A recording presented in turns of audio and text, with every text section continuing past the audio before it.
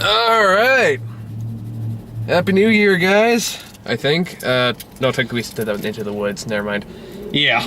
Well, either way. Yeah, and let's just say this isn't what we call a happy movie to say Happy New Year to. That is fair. So welcome to Season 3. I took last week off because I needed a break after the shit fest that was all the movies that came out after Christmas. After Into the Woods, like, I could see Annie, but no, I need a break. So I took last week off. So now we're back, and we're probably gonna get into serious discussions here. Because, yeah, we're getting progressive. So we're here to talk about Selma, which is, of course, the Martin Luther King biopic. And right off the bat, this movie's fantastic. Oh, yeah. It's like, I will... Yeah, it's just such a damn good movie. Well, this is how you do a biopic right. Yeah. And right off the bat, though, before we get too into it, I feel like we have to address the controversy that's been surrounding this movie. Controversy? You haven't heard about this? The LBJ thing? Oh, well... You haven't heard about this? No, but I should have figured there'd be something in there. Basically, there's a lot of controversy about how the portrayal of LBJ. Something was like, that wasn't how he actually was. Yeah. During that time. And apparently it's gotten a lot of people riled up about it, which... I don't... Robble? Pretty much. I don't... Yeah. Like, after watching the movie, I both get it and I don't. Yeah, it's one of those things where, like, They're actually talking about this on The Daily Show the other day. Yeah, because... And the idea, it's like, this is not about, like, painting people as heroes or villains per se, well, except for one certain governor. Yeah. And his, yeah. But basically, it's like, they did this on purpose. They're trying to go for, like, that whole neutral route to try and make him more intriguing as a person. Well, it's like, I get, like, well... The big thing is that LBJ never sent the FBI to track him down, or like to trace him and all that stuff. That was made up for the movie. It was actually somebody else who did that. So that part, even everyone's kind of the same page. Even like, yeah, that was probably unfair to pin that on Johnson, Jackson. Sorry, No, Johnson. Johnson. Okay, I was right the first time. Yeah, Lyndon B. Johnson. I should be clear right now. History, not my strongest subject. Yeah, my worst one too. Well, then why did we go see this movie? We should have bought Ron or Muha or something. Because we want to learn. That's true. I think we should have brought Ron or Muha or someone who knows more about this shit. Didn't we ask them and they were just like, no, busy? I think Muha is busy tonight, and Ron, I think, is doing a play right now. Or either that, he's never asked if to come along, so I didn't want to bother him. Although I might do like a retread with him in it, because I feel like he would have a lot of interesting things to say about this one. Yeah. I don't think you've met Ron yet, have you? I have not. You'll get around to it. You'll like him. You'll get along fine.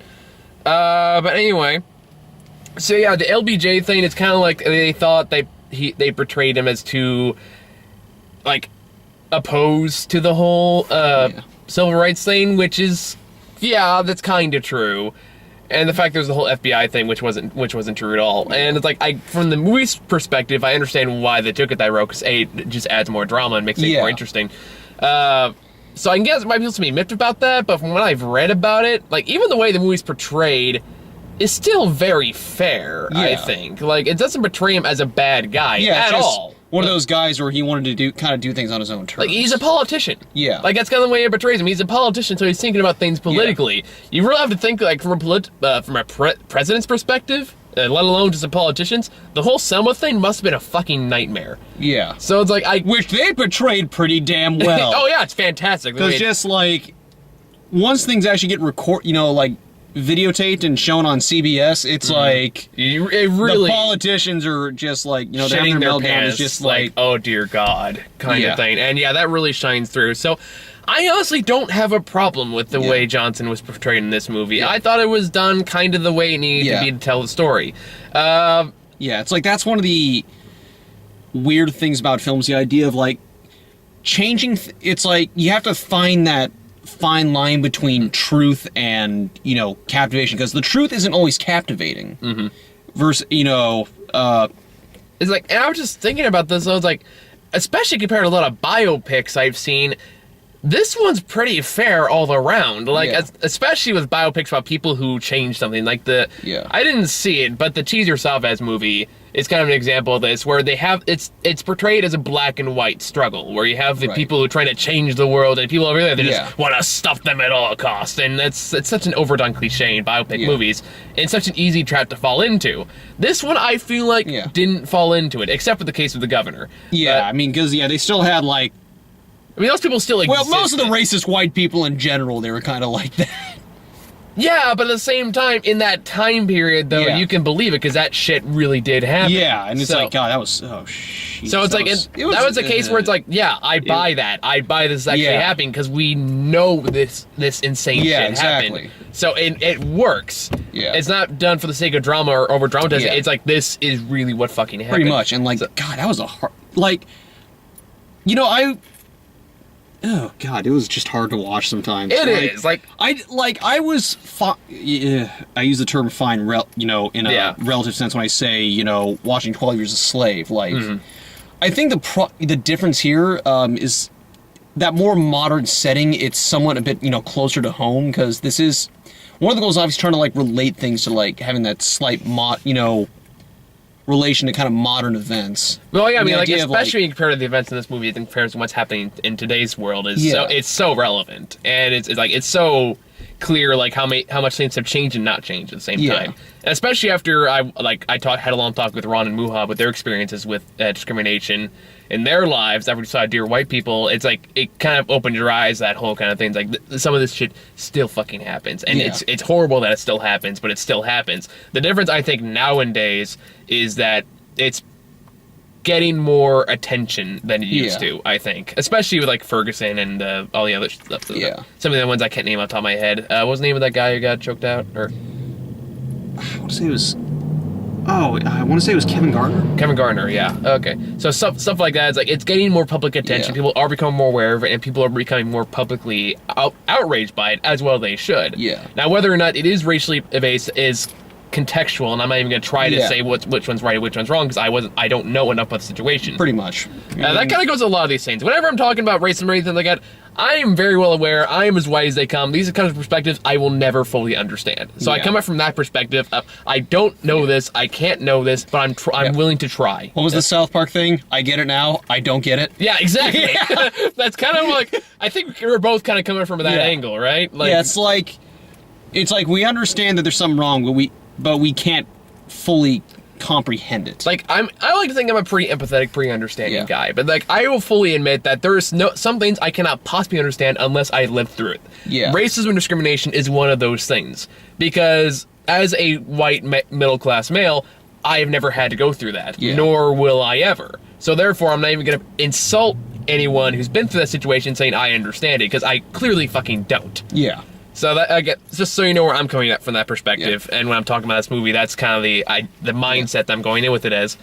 So when you see, like... I just kind of realized the word that I shouldn't say understand but not comprehend. It was, we're aware of it, but we don't understand. There you go. That's probably a better way to put it.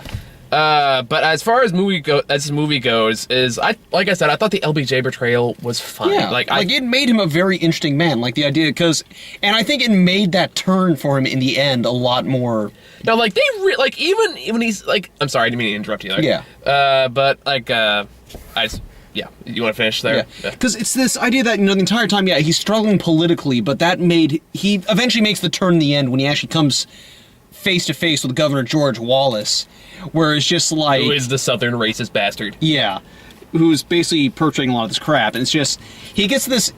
It's almost like he has a moment of self-realization. Like, you can pinpoint that exact moment, and it just like, we just kind of sits there like, wow. Yeah, and he just, and so it was just such a, I love the way they did it. Just like this argument about the idea, it's like,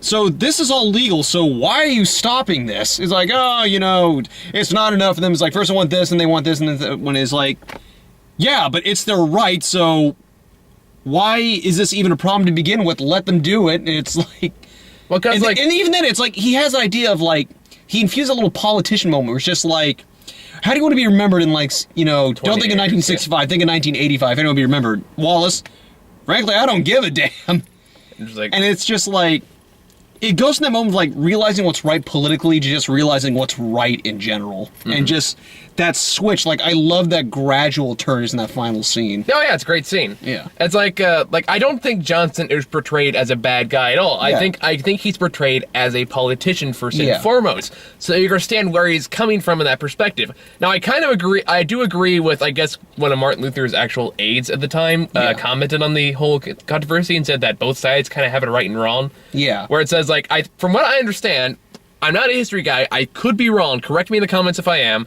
But, like, Johnson initially did tell them to wait a little while because I guess he was working on, like, the Great Society at the time. Yeah. Because I thought they mentioned that in the movie. I don't know if they did, I missed it.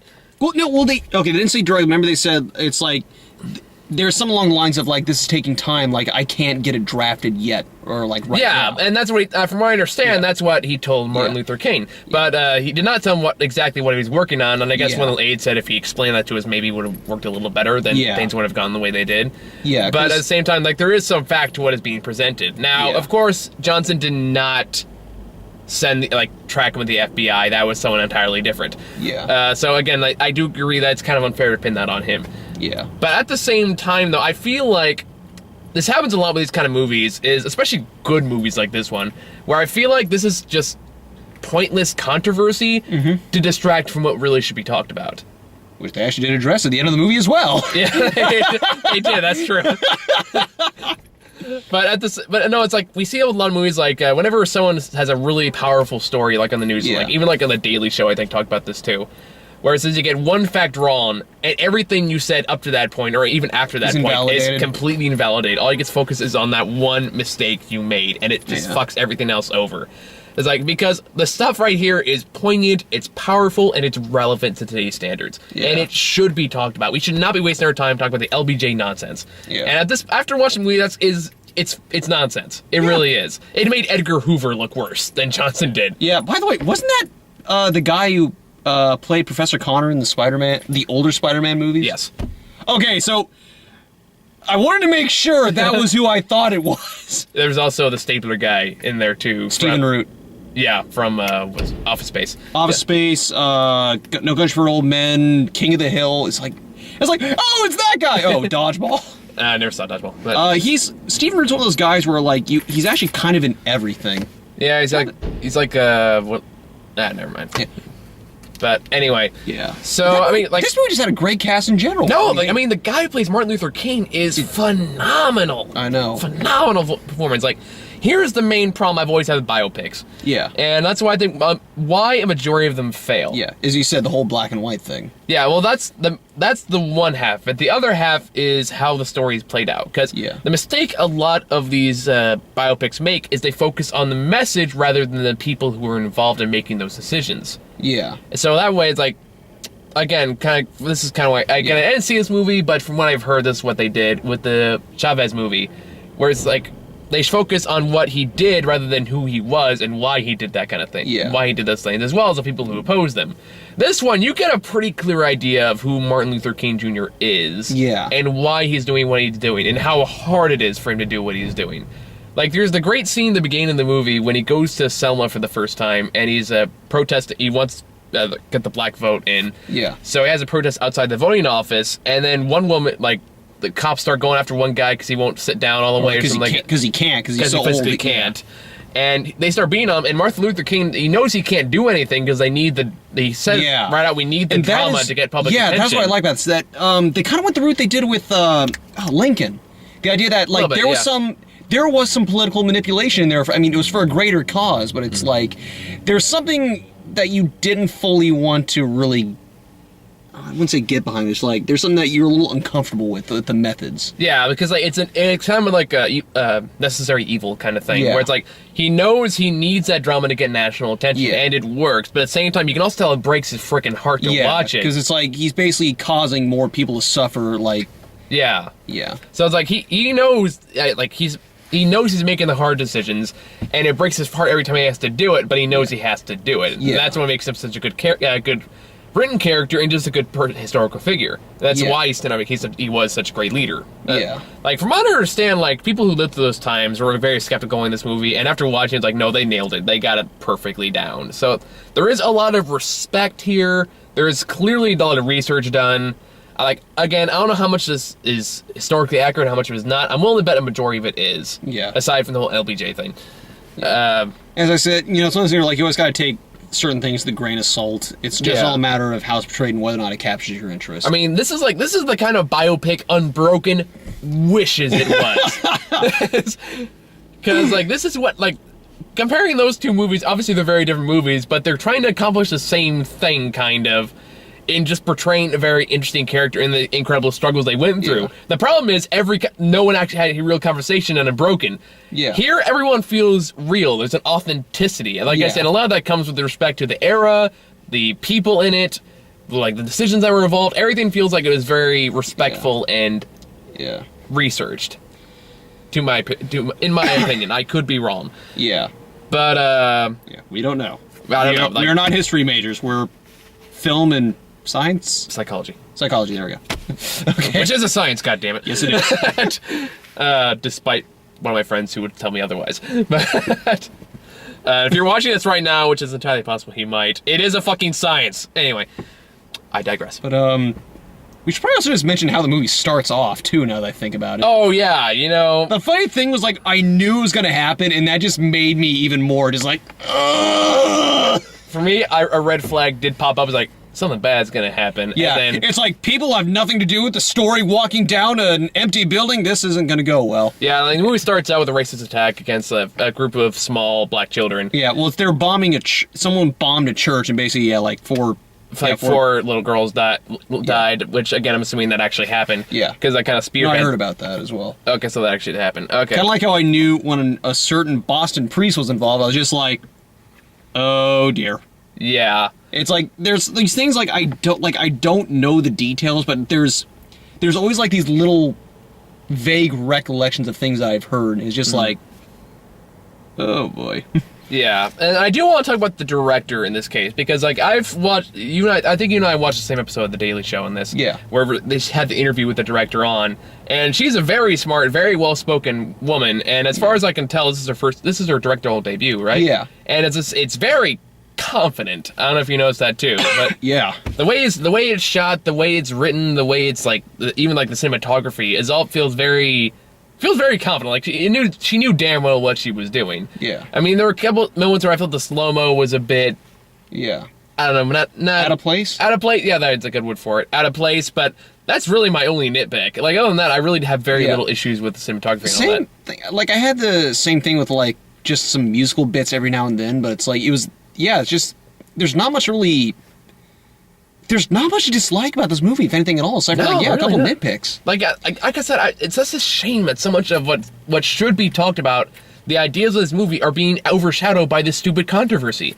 Yeah. And again, that comes back to, we see a lot of these kind of movies that share a similar message, which is like, we're being overshadowed by dumb shit, we're avoiding what should be talked about in this, and we're just wasting our time on nonsense. And kind of like how I just said the same thing in 3 different ways. Yeah. But you get my point. Whereas I feel like we should be talking about what this movie relates to, how it relates to today, and what we should be doing about it. But LBJ!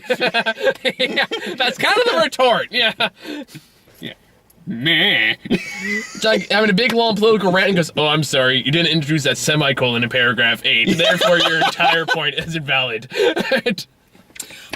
Politics! Yeah, politics. I hate politics. That's why the people who go into politics are people like the fucking Abomination. We're not... It's one of those things. It's so much harder to watch because this shit actually happens, and it is such a shame that it happens, and we should be doing more about it, and we're not. And I think we're fine. If we're lucky, we're starting to see more of a shift now that social media and even the current media are highlighting it much more than they used to. Yeah. So if we're lucky, within the next decade or so, we'll see a lot more change towards inequality that should have been brought about by Martin Luther King completely. But that's my political rant on that matter. It's a good point. It's like, as we mentioned before, like, there's all these events where, like, we're not sure what the full context is, but regardless of that, this is definitely a conversation that needs to be brought up. And Exactly. As I said, I just love the way this movie, like, it felt like it tied into, like, the current events so well. Like, it did. Like, it's kind of hard not to make comparisons to recent events, like Ferguson and all that stuff. Even because, like, and this is also another side point to this, is also kind of how to make a protest that initiates change. Yeah. And that's also very, very important. That's what Martin Luther King was so good at, was he knew how to play the game. As he knew how to get people's attention. He knew how to make his point without losing it on needless squabble. Yeah. Like, there's a point in the movie when after they try marching the first time and the police come in and break them all down, one guy immediately goes, okay, where are the guns? We're going to fight back. Yeah. And one guy goes, no, that's stupid. They are going to kill much more of us than we can of them. That's not going to accomplish anything. Yeah, pretty much. It's like, they're beating us right now. You get a gun, they're going to kill us all. Yeah. And what was the line they said? You take 2 of them, they're going to take 10 of us. Exactly. And that's another important point about protest that I feel like is often ignored, is that violence rarely works, but at the same time, protesting without a point never works. Yeah. Like, take the whole 99% thing that happened, like, what was it, a couple years now? Yeah. Yeah, a couple years now. It's like, that protest didn't accomplish a damn thing because they had no idea what they were protesting for. They were just saying, we're angry about this. Okay, what do you propose we do about it? And that doesn't accomplish anything. Yeah.